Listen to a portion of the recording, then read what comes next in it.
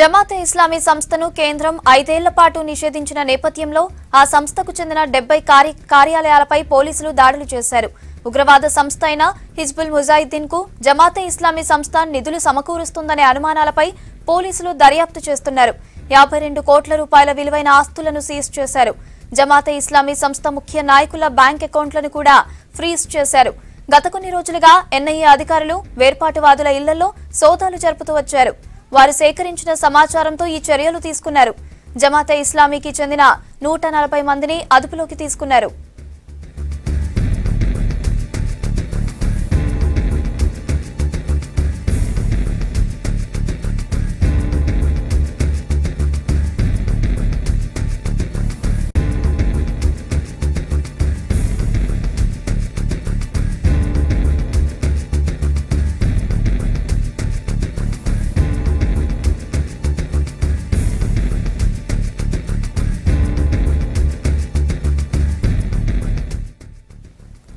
జమాతే ఇస్లామీ సంస్థను బ్యాన్ చేయడాన్ని పీడీపీ తప్పుపడుతోంది. కేంద్ర సర్కార్ నిర్ణయానికి నిరసనగా శ్రీనగర్లో పీడీపీ అధ్యక్షురాలు జమ్మూ కశ్మీర్ మాజీ ముఖ్యమంత్రి మెహబూబా ముఫ్తీ ఆందోళనకు దిగారు. పీడీపీ కార్యకర్తలు ఆందోళనలో భారీగా పాల్గొన్నారు. జమాతే ఇస్లామీ సంస్థపై విధించిన నిషేధాన్ని వెంటనే ఎత్తివేయాలని ఆమె డిమాండ్ చేశారు. కేంద్ర ప్రభుత్వ విధానాలతో కశ్మీర్లో కల్లోల పరిస్థితులు నెలకొంటున్నాయని ముఫ్తీ ఆరోపించారు. मुल्कस मज जनसंघ आरएसएस शिवसेना बाकी जमात तम खुल लुकन गसित वनकस लिंक करान मारान जार फलावान मुल्कस मगर तिमन खिलाफ एक्शन जमात इस्लामी यस बाइज्जत जमात यस सयासी जमात सैलाबस मज लुकन मदद कोर बुनिस मज लुकन मदद कोर गरीब बच्चन पर्नावान तालीम दिवान स्कूल चलावान बाकी मदद कर हॉस्टल तिहद चलान बाकी इदार चलान वनकस आव तिमन पे हमल कर उम्मीद करान कि मेन नौजवान बय बुजुर्ग नेरान वनकस सड़कन पे अत खिलाफ कर एहतजाज कि यह नसा दिमो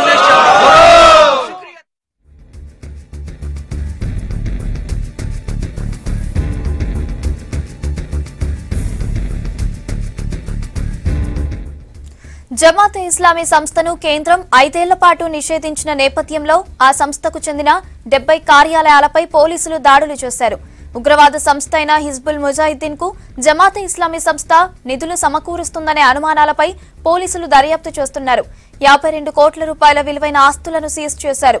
జమాతే ఇస్లామీ సంస్థ ముఖ్య నాయకుల బ్యాంక్ అకౌంట్లను కూడా ఫ్రీజ్ చేశారు. గత కొన్ని రోజులుగా ఎన్ఐఏ అధికారులు వేర్పాటువాదుల ఇళ్లలో సోదాలు జరుపుతూ వచ్చారు. వారు సేకరించిన సమాచారంతో ఈ చర్యలు తీసుకున్నారు. జమాతే ఇస్లామీకి చెందిన 140 మందిని అదుపులోకి తీసుకున్నారు.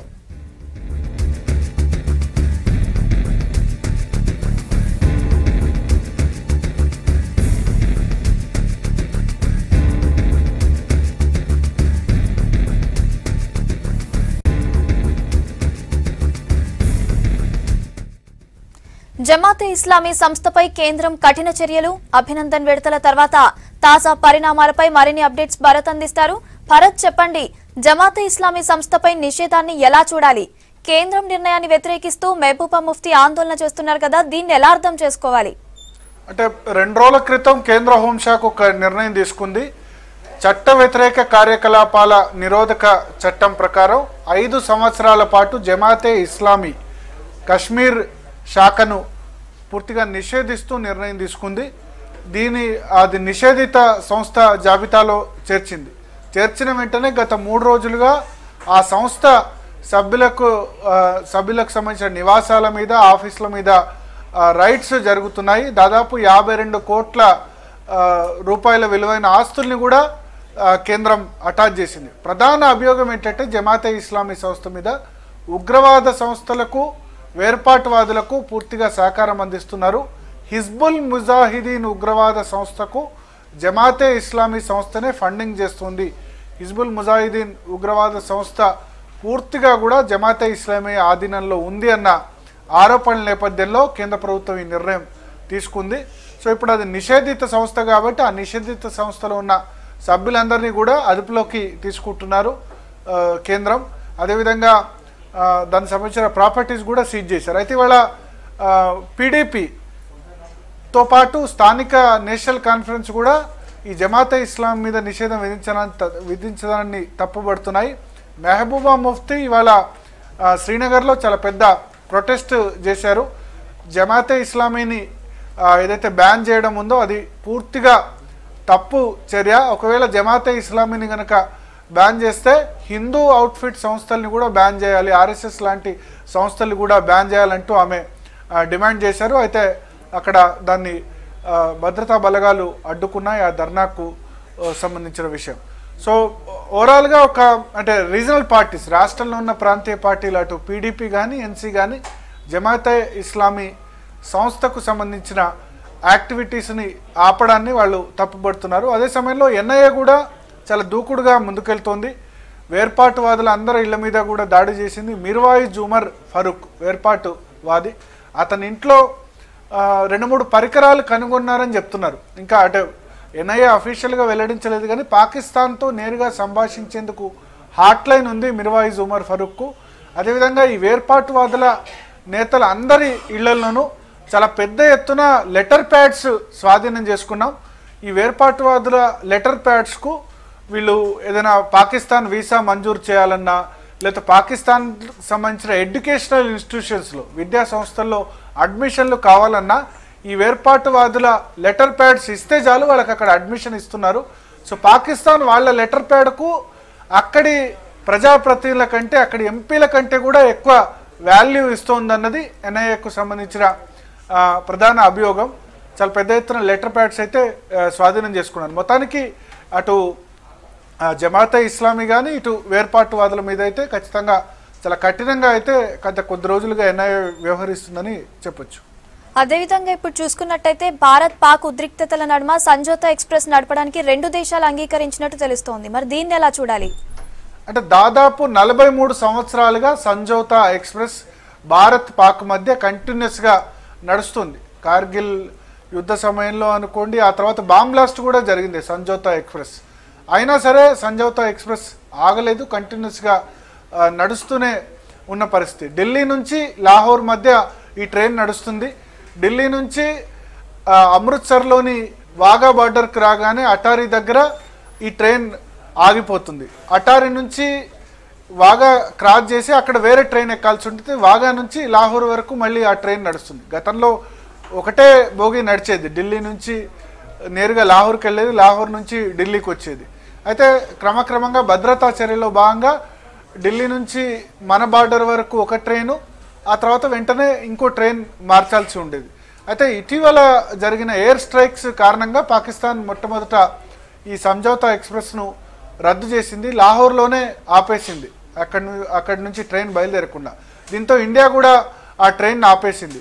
అయితే ఇప్పుడు అభినందన్ రిలీజ్ తర్వాత 2 దేశాల మధ్య కొంత ఉద్రిక్తతలు తగ్గాయి. అందులో భాగంగానే భారత్ కూడా నిర్ణయం తీసుకుంది. రేపటి నుంచి సంజోతా ఎక్స్ప్రెస్ యథావిధిగా నడుస్తుందని చెప్పింది. రేపు మధ్యాహ్నం ఢిల్లీ నుంచి సంజోతా ఎక్స్ప్రెస్ ప్రారంభమవుతుంది.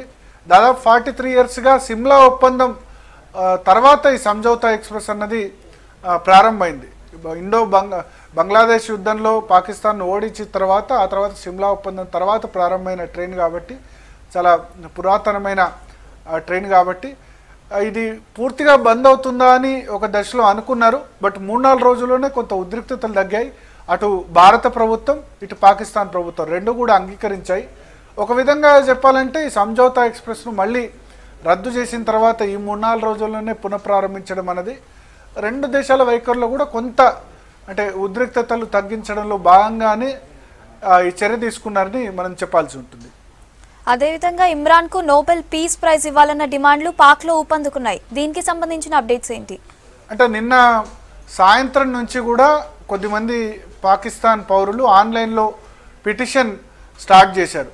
ఈ మన అభినందన్ వర్తమాన్ను 2 రోజుల్లోనే అన్కండిషనల్గా ఏ షరతు లేకుండా రిలీజ్ చేయడం అన్నది శాంతికి దోహదపడుతుంది, ఒక పీస్ గెచ్చర్ లాంటిది.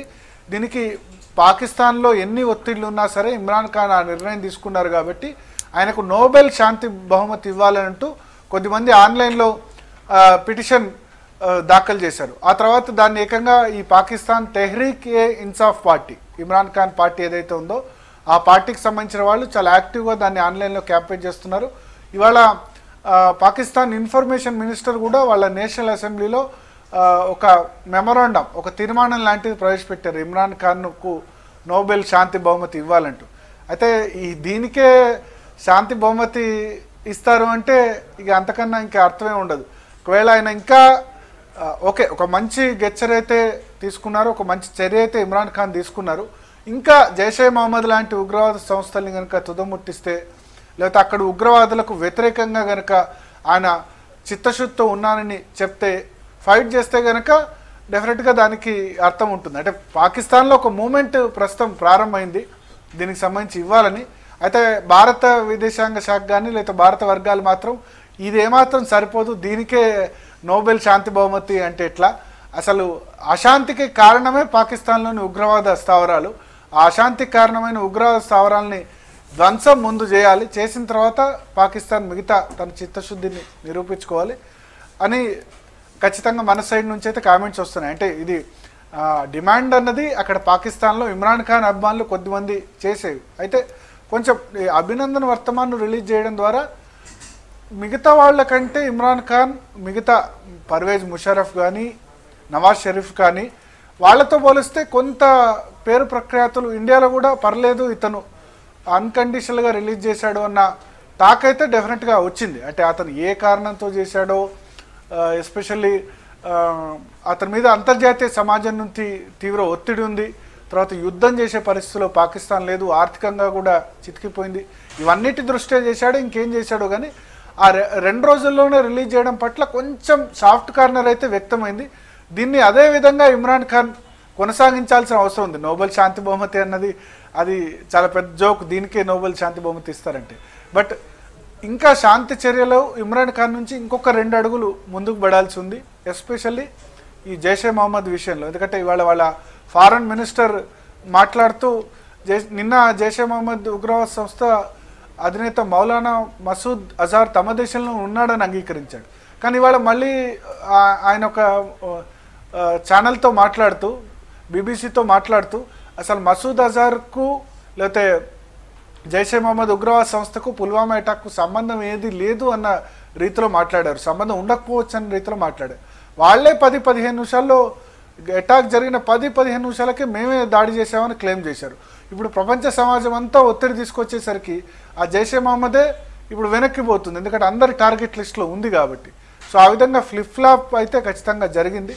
ఏదేమైనా ఇమ్రాన్ ఖాన్ ఇంకా చర్యలు తీసుకుంటే, ఇమ్రాన్ ఖాన్ 1 అడుగు ముందుకేస్తే భారత్ 10 అడుగులు కూడా ముందుకేసేందుకు సిద్ధంగా ఉందంటూ విదేశాంగ శాఖ వర్గాలు చెప్తున్నాయి. Right, thank you Bharat.